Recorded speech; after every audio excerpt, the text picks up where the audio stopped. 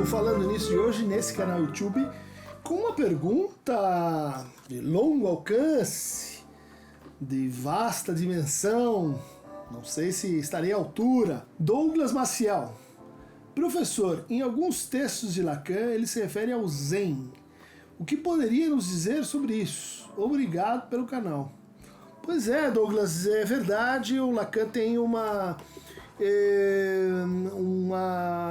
ligação com o taoísmo, com o Oriente, com a escrita chinesa, que é muito antiga. Ela data assim da vinda do Lacan para a psicanálise a partir da psiquiatria nos anos 30, nos anos 40. Se você visitar lá a Rua de Lille, número 5, em Paris, nas costas do Museu d'Orsay, você vai ver que essa mesma rua, que é uma rua histórica, onde aconteceram assim, as barricadas da Comuna de 1848, e você vai encontrar lá, nessa mesma rua, assim, na diagonal do consultório do Lacan, o Instituto de Estudos de Línguas Orientais, que por muitos anos, então, dada a proximidade, o Lacan frequentou. Ele tinha lia um pouco, entendia um pouco de chinês. E isso vai atravessar todo o ensino. Vamos pegar aqui a abertura do seminário, o Seminário 1, de 1953, né? Quando ele diz assim: o mestre interrompe o silêncio com qualquer coisa, um sarcasmo ou um pontapé. É assim que procede na procura do sentido um mestre budista, segundo a técnica Zen. Cabe aos alunos, eles mesmos, procurar a resposta às suas próprias questões. O mestre não ensina ex cátedra, uma ciência já pronta. Dá resposta quando os alunos estão prontos a encontrá-la. Essa forma de ensino é uma recusa de todo o sistema. Descobre um pensamento em movimento. Serve, entretanto, ao sistema porque apresenta necessariamente uma face também dogmática. Então, isso está lá na abertura dos trabalhos, né? Seminário sobre os escritos técnicos de Freud. A gente pode dizer que o que está em jogo aqui é uma tradição que foi se infiltrando no Ocidente a partir de Schopenhauer, a partir do Nietzsche também, um espírito de inquietude, de crítica com relação ao conhecimento como forma bem acabada de representar o mundo e como diretriz plenamente constituída para as nossas ações éticas. Essa confiança no sistema, essa confiança na totalidade é também a confiança no outro. O que o Lacan quer é, de certa forma, não recusar completamente os termos do problema, né? Mas dizer: o sistema é furado. O sistema não vai garantir para você o seu desejo. O sistema não vai te entregar as verdades nem os saberes que sossegarão a sua demanda. O sistema é composto por uma coisa chamada ideologia, engano, paixão assim pelo desconhecimento, paixão projetiva pela ignorância. Então, contra isso, o Lacan vai recorrer a saberes, às vezes periféricos, às vezes procedentes de outras áreas, né? Matemática, da lógica, da filosofia crítica, mas também da poesia, e bastante da poesia chinesa, e mais especificamente o taoísmo. Então, eu recomendaria para uma introdução a essa problemática o livro do meu amigo Cleiton Andrade, que ganhou o Jabuti, Lacan Chinês, Poesia, Ideograma e Caligrafia Chinesa de uma Psicanálise. Então está aí, eu fiz a introdução da segunda edição, texto muito legal,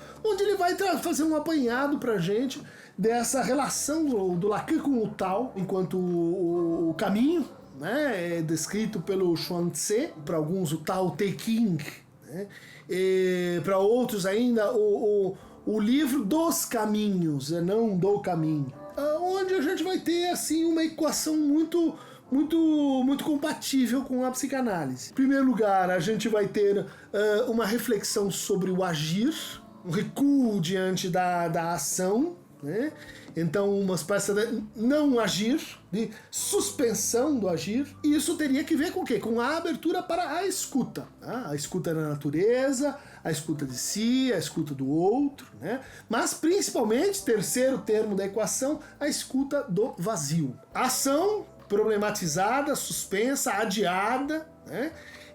Escuta, trabalho de linguagem, koans, enigmas, oráculos e experiência do vazio. Se isso é um resumo assim, muito sintético, a gente pode dizer que nesse ponto psicanálise e Zen budismo andam juntos. Inclusive, quanto aos seus propósitos e horizontes, né? No seminário 1, Lacan vai dizer o que a gente quer é meio impossível, mas a gente quer dissolução do eu, como prega, né? Como pretende o budismo, né? Esse apego ao eu, a fonte de todas as ilusões. O Lacan vai dizer exatamente como Freud descreveu com a noção de narcisismo. Então, qual que é a reversão possível? Seria razoável pensar, então, numa existência em que o eu eventualmente não ocupasse tanto espaço, em que ele passasse por uma operação de emagrecimento, de redução, de dissolução. Há várias maneiras de pensar isso. Essa ideia do da ação, da não ação, é muito, muito interessante. Se vocês procuram um livro do François Julian, não confundir com Philippe Julian. François Julian é um filósofo, um estudioso, um sinólogo, né, um estudioso do Oriente, tem vários livros traduzidos. O Diálogo entre Culturas é muito bom, mas eu ia recomendar o Tratado da Eficácia, que é uma comparação entre a arte da guerra nos gregos e nos chineses. Ele vai mostrando, né, como os gregos elas querem saber como vai funcionar, quem tem mais exércitos, a gente vai por aqui, a gente vai por lá. Eles inventaram uma coisa chamada estratégia, né, como a gente assim se apossa e domina os meios pelos quais aquela ação vai ser mais eficaz. E ele compara isso com a atitude do imperador chinês, né, que diante da invasão do seu território, diante da ofensa às suas fronteiras, ele em vez de reagir, ele se informa, ele escuta, ele manda emissários, ele aguarda, ele espera, e ele cultiva assim aquele momento em que a menor ação produzirá o maior resultado. Ele não fica especulando vários caminhos, ele não fica supondo exatamente o que o outro vai fazer, mas ele observa profundamente. Ele observa produzindo uma distância grande em relação à situação e em relação aos seus afetos, que o levariam a fazer alguma coisa, em geral, uma bobagem, que é o que a gente faz quando reage. Então aí vai na escuta do Tao um tanto de ironia. Né? A ironia é essa arte, correlato, né, no Ocidente, que faz a gente recuar da situação e tentar descrever como que ela foi composta. Né? Sair da cena e ver onde são os bastidores, cadê a câmera, quem são os atores, cadê o fundo, o que fez a cenografia. E introduzir isso dentro da cena. É isso que faz então o Haikai, de outra maneira o Ikebana, é isso que faz o Koan, é isso que fazem as práticas, né, do Zen budismo, envolvendo o que é a escuta do silêncio. Então a gente tem ação, escuta e o vazio. O vazio, uma das primeiras figuras do vazio é o silêncio, né? É o tonel vazio que faz aquilo ressoar dentro de nós. Para falar do vazio, há uma interpretação importante no Lacan, talvez um pouco contraintuitiva, ou um pouco contracorrente, né? O Bully vai colocar aí um símbolo importante do Tao, é o Yin e Yang, que no Ocidente foi traduzido por, assim, o dualismo, né? Mente e corpo, dia e noite, homem e mulher, o binarismo, né? Positivo e negativo, ativo e passivo. E esse símbolo, como vocês podem ver, ele tem um traço entre o Yin e o Yang, né? um vulvei. Esse traço, que é uma interpretação de um dos autores, né, que o Lacan leva em conta, né, que é o Mêncio, né, um autor já da modernidade, ele vai dizer assim, esse traço é o mais importante. Não é só uma bipolaridade, tem o 1, o 2 e o 3. Esse traço que separa uma coisa da outra.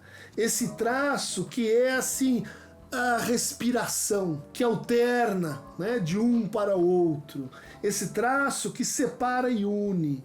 Esse traço que o Lacan vai, vocês estão vendo, né, trazer para a psicanálise com o tema da barra, da escrita, da letra, do litoral, entre gozo e saber, né, esse traço que vai dar para a atitude, né, do tal, uma atitude de, a metáfora para isso é a metáfora da água, a metáfora daquele que se ajusta à situação, aquele que percebe a situação se deixando, né, ocupar por ela, se deixando ocupar a forma que a situação impõe. E quando você, vamos dizer assim, está na situação, quando você profundamente ocupa a situação, a resposta vem, a ação aparece, né? O resultado se impõe.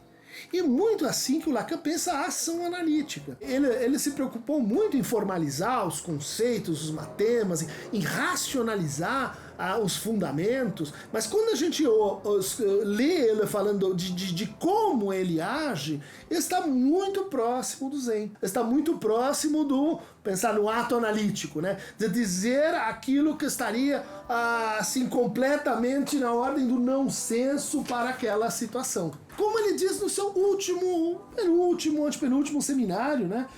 L'insuccès de l'homme vu, c'est l'amour, né? O insucesso do l'ambevue, do inconsciente, né? Da falha, da besteira, da equivocação, né? É o l'amour, né? É o amor. E em 77, né? Se vocês são analistas, verão que é o forçamento por onde um psicanalista pode fazer soar, olha lá, fazer soar outra coisa que o sentido. O sentido é o que ressoa com a ajuda do significante. Mas o que ressoa, isso não vai longe, é mais frouxo.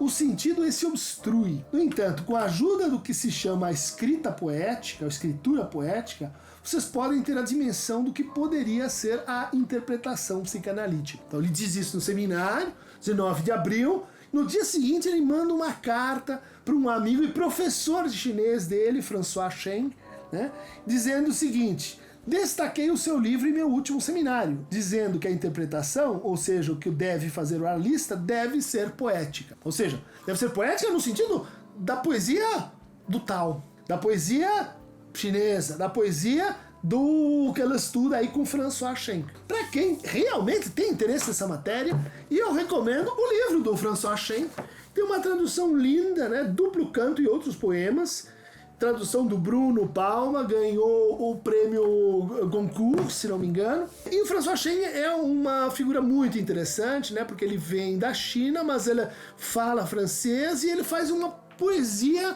franco-chinesa. Pra vocês terem um sabor da coisa, né? Agora falando o François Chen. Enquanto fala a voz, nosso pesar. Será o que há tempo não teremos feito?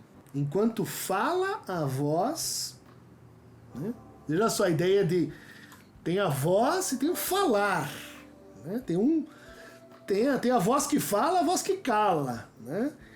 Nosso pesar, tem algo perdido aí. Será que há tempo não teremos feito? Será que perdemos alguma coisa? Não chegamos em tempo? O que dos vivos não teremos visto? E aos moribundos não teremos dito. Vale deserto, como a fonte estancada. Essa palavra que não foi dita, né? Só uma palavra me devora, aquela que meu coração não diz, né? Quer dizer, o deserto como uma fonte estancada, uma fonte, né, de onde jorra água, mas que para. Olha o vazio aí, as imagens do vazio, né? A imagem do deserto. Velha oliveira de um duplo rebento. Uma antiga oliveira que dá 2 frutos. canta um cuco, um fruto da oliveira, quem ouve? E quem responde? Vejam aqui uma poesia que é lacanismo aplicado, vamos dizer assim, né? Que é o que você poderia esperar da escuta, fala, voz, o sentido, contrassentido, a resposta, né? E o canto, duplo canto. Então tá aí, Lacan, o Zen Budismo, só um primeiro começo para isso, né? Então, recomendo a vocês, é um campo de estudos, isso tá, então, Lacan do começo ao fim. E queria agradecer Facada, nenhum ponto de atitude, o que é absolutamente zen para o nosso momento. É um conjunto de rock, me mandou aqui uma série de produções muito interessantes, muito críticas, muito ousadas, né? E eu acho, que curtirei o rock de todos os tempos, acho que ela tem algo numa certa constelação em acordo com o Zen Budismo. Para entender qual é esta relação, clique aqui em Acheron Tamovebo. E nos vemos na próxima semana.